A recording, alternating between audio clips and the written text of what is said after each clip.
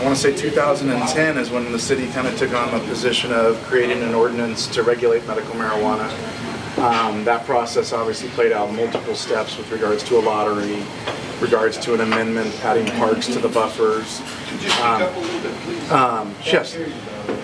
And then park buffers added additional restrictions to the ordinance, and then we had an issue with the courts with Ryan Pack, which more or less put that ordinance on hold, which was 5.87, and now the council's enacted 5.89, which is basically what the council refers to as a soft ban, meaning collectives of 4 or less that are having the intent to get together and grow marijuana because they're sick. That still has an outlet, but the actual dispensary storefronts are prohibited. So with that urgency ordinance that was passed, I want to say it was on Valentine's Day, was passed by the city council, went into effect immediately.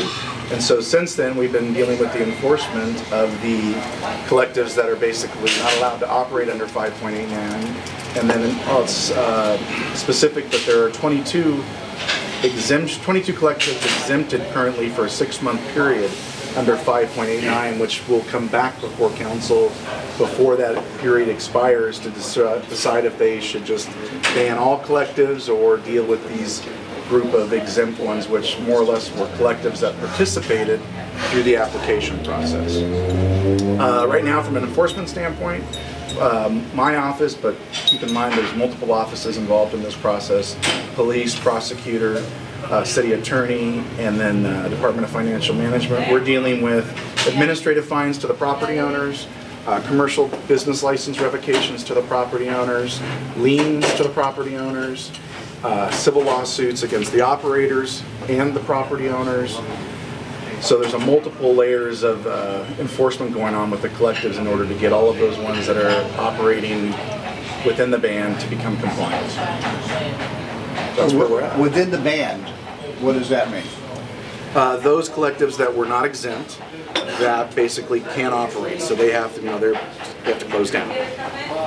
They have to close down by when? When the ordinance went into effect, we sent out basically cease and desist letters to the property owners, to the operators, indicating they had to immediately cease operations. And if they didn't, then this happens, and then this happens, and this happens. So now, as we go through that legal process, we're so many steps into it already. I'm wondering how the need for more research about medical cannabis plays into your office's mindset about the dispensaries and the ban and all of that. It doesn't. 5.89 plays into my world. That's it. It's a city council policy. It's a city council policy. Yeah. So just the same as if it had a ban on peddlers or a ban on, adult entertainment, it'd be doing the same thing. Except that those aren't supported by the voters.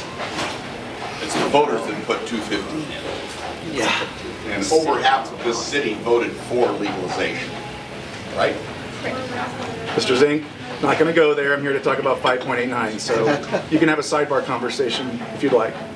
Eric, I got a quick question. In doing your research, and I'm curious, as you're getting your list of dispensaries who you're going after who weren't participating, do you have a rough idea of how many legitimately attempted to engage in business with the city and how many are just kind of popping up and...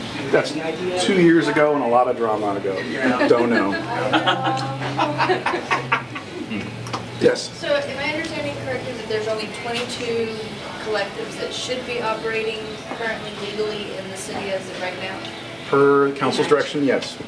And they're phasing out. And the whole intent was that 6 months was allowing them to phase out, to slowly shut down their operations, since they were kind of already given the path to go that process. So then the city council was saying that they're closing all the collectives? They haven't said that yet. They have to. The item has to come back before the city council in 120 days to be reviewed to determine what they want to do. Okay.